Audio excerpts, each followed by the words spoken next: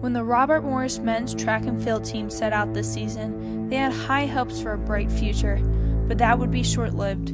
On December 3, 2013, RMU Athletic Director Craig Coleman announced that the university would be cutting 7 sports teams. Unfortunately, the men's track and field team was one of them. But as fast as the news came, the team was fast to react, using the fire to steamroll them to the future. This season's been a bunch of highs and lows for the team, because coming in cross country we were second in the NEC, and then find a few weeks later that we were cut. So that was a lot, and I think with the team it just made everyone consider why are they running track, and so the ones that are still on the team are really for it, and we should be able to win conferences.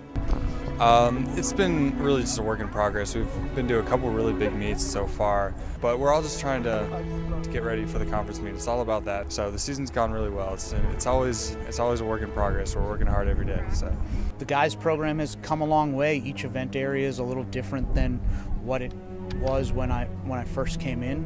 I think the program was going in the right direction, and unfortunately, this is its last year, and we want to go out with a strong finish, both conference level, IC4As, and at the national level.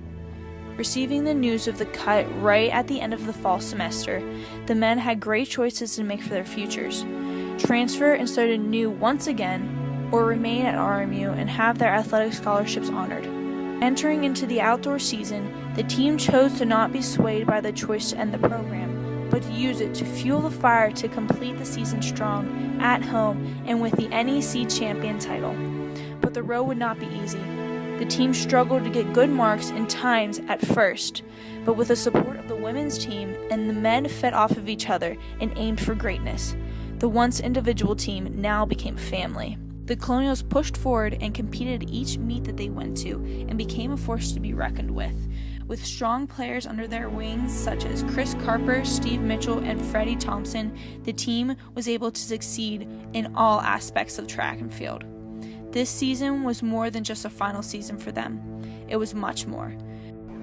Well, track, the indoor season, it was more strategic, getting ready for the outdoor conference meet, and I think we're really just working towards that and just developing for one day, and that's what we're judged on, and we're going for the title there, and I think we have a really good chance of doing it. So coaches are really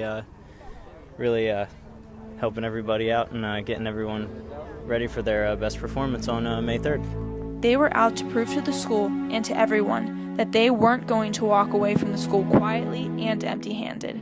As the school was brought aware of the cuts, students had opinions on the choice to cut the teams, and rumors began to fly. Some teams said that the funding would go to the bigger sports such as basketball and football, while others speculated a decrease in enrollment due to the lack of sports. But one thing was for sure, the team would not allow these rumors to toy with their minds and affect them for reaching their goal, to get gold. Well, I think after the news in December, the guys just took a little bit of time to figure out where they wanted to go as individuals, and then I think they started turning it around and became more focused in the training, and those guys that wanted to work really hard are working hard, and they're focused on a goal to better themselves and put a good showing here in a couple weeks at the conference meet. The cut really motivates us to have our best season ever and just to go out with a bang and to prove Craig Coleman wrong, that he made a poor decision in cutting us, and that we're just as important as any other sport here at this school. Definitely. Just even if it wasn't to get the title, just to show him that he made the wrong decision, should have kept us.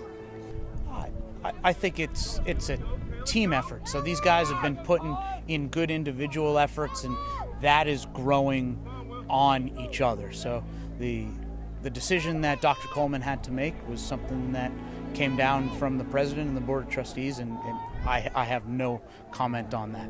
Well, I mean, probably like recruiting for like students to come to RMU, like those who probably looked at RMU as an option for like running track, maybe won't come here anymore because they're going to pursue other options. So that.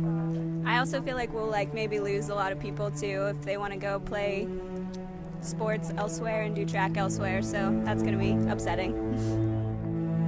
The final meet of the season would not be held at Morgan State or Wake Forest, but at home, the conference meet, down the island where they knew the track better than any other team out there, and they would not walk away from their track for the last time without that title. As the conference meet became closer and closer, the goal was more in their reach than it had ever been, and they would first have the chance to test their skills on their track at their one and only home meet of the season. It's really motivating being at home, and it's our last season as a guys team. There's really no better way to end if we get the title and win it here at home for our last season ever. Well, it's just something to say that this is our turf now. We don't have to go anywhere. There's no excuses. We know how this track runs, and we're just going to win. We've excelled at the IC4A level. We've had conference champions at the NEC. We've had regional qualifiers, and we've also had an All-American.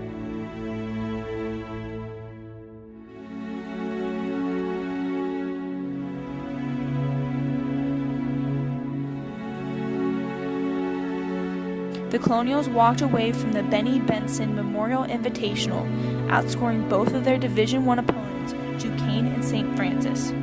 With friends and family and teammates surrounding them, the team's ability seemed to be amplified as 3 Colonials claimed championships, and the 4x400 meter relay squad also finished first. The Colonials would walk away from their meet aiming high and with the reassurance that all of their hard work would finally pay off.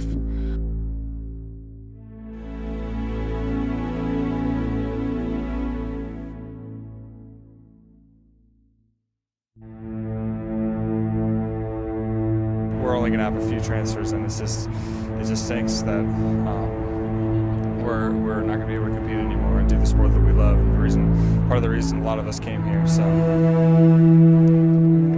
track's just my life. It's how it is ever since 7th grade of middle school. I just had to be in track, and I just couldn't even leave it behind. I'm even dropping a big scholarship to transfer. Although the team was cut from Robert Morris, one watching the team could never tell.